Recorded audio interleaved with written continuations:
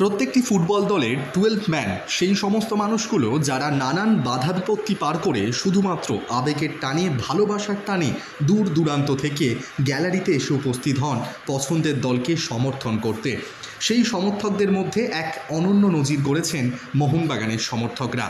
এশিয়ার মধ্যে প্রত্যেকটি ম্যাচে গড় অ্যাটেন্ডেন্সে পঞ্চম স্থান দখল করেছে মোহনবাগান সুপার জায়ান্ট ক্লাব। প্রত্যেক ম্যাচে মোহনবাগানের গড় অ্যাটেন্ডেন্স ছিল ৩৮,৭৫৯।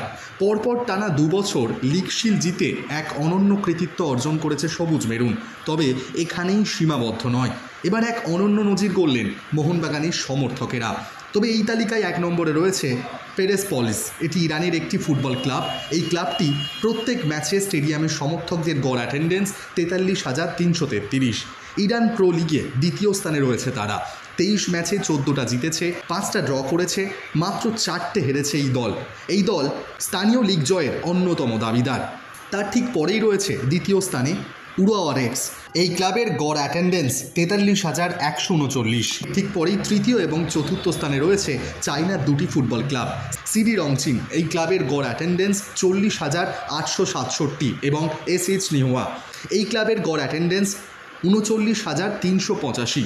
এবং তার ঠিক পরেই রয়েছে মোহনবাগান, যেটা আপনাদের আগেই বললাম। মোহনবাগানের প্রত্যেকটি ম্যাচে গড় সমর্থকদের অ্যাটেন্ডেন্স ছিল ৩৮,৭৫৯। বাংলার দল হিসেবে মোহনবাগান একটার পর একটা রেকর্ড গড়েই চলেছে। সামনে আরও একটা রেকর্ডের হাতছানি দিচ্ছে। লিগ শিল্ড জয়ের পর ব্যাক টু ব্যাক জোড়া কাপ জয় হয় কিনা, আইএসএল কাপ নিজেদের নামে করতে পারে কিনা, এখন এদিকেই তাকিয়ে মোহন সমর্থকেরা।